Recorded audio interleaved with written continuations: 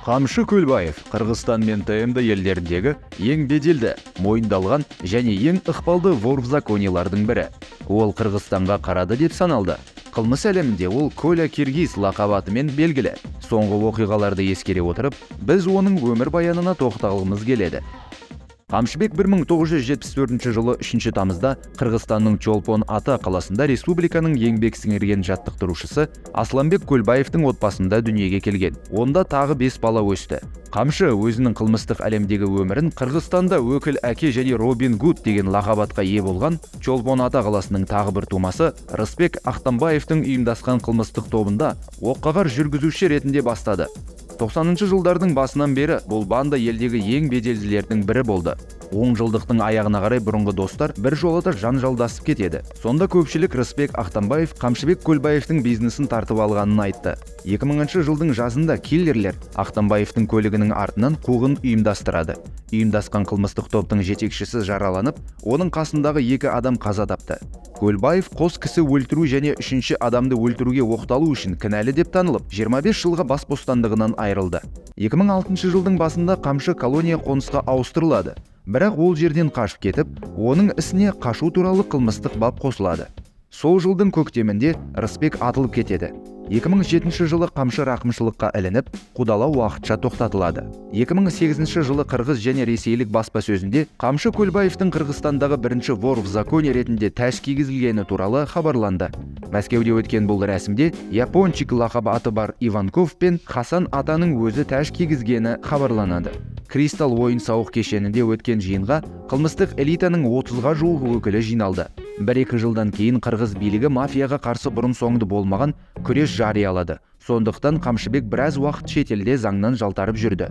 2011 жылдың жазында Қамшы Біріккен Араб Әмірліктерінде зергерлік бұйымдар дүкенін тонады деген айыппен қамауға алынды. Онда ол сәнді жылжымайтын мүлікке ие болды. Сол жылдың күзінде қылмыскер бостандыққа шығып, кейін еліне оралып, құқық қорғау органдарына өз еркімен берілген. Коля Киргиз ұйымдасқан қылмыстық топ құру, адам ұрлау, қару-жарақ пен есірткінің заңсыз айналымы үшін айыпталды. Вор в законе болған ол 5,5 жылға қатаң режимдегі колонияға сотталды. Кейін жаза жеңілдеп, 2014 жылы босатылды. Айтпақшы, қылмыскердің заңды бизнесі де болған. Қонақ үйлер, мейрамханалар, мал қоралар, спорт кешені және басқа да көптеген нысандар. Көлбаевтың тек өз елінде ғана емес, сонымен бірге шетелде де заңмен проблемалары болған.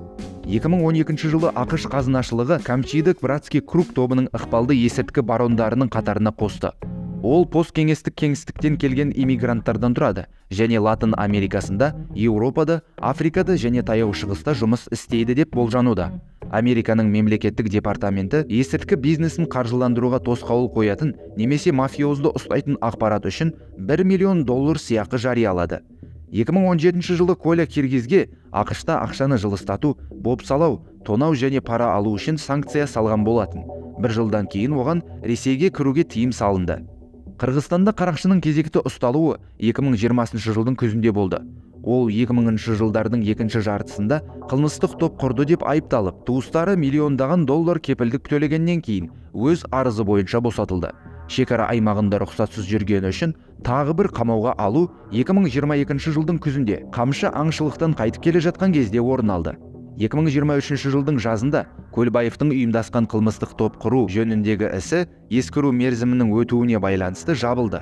Алайда Қырғызстанның ұлттық қауіпсіздік жөніндегі мемлекеттік комитеті 1 жыл бұрын пышақ жарақатымен денесі тергеу изоляторынан табылған Шыңғыз Жұмағұловтың өліміне қатысы бар деген күдікке ілінген Қамшыға жаңа іздеу ашты.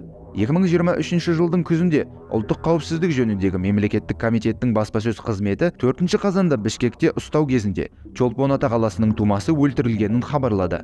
Операция кезінде Қамшы оқ ата бастаған, содан кейін тәртіп сақшылары оқ жаудырған екен. Дәрігерлер оқ жарақатынан қайтыс болғанын растады.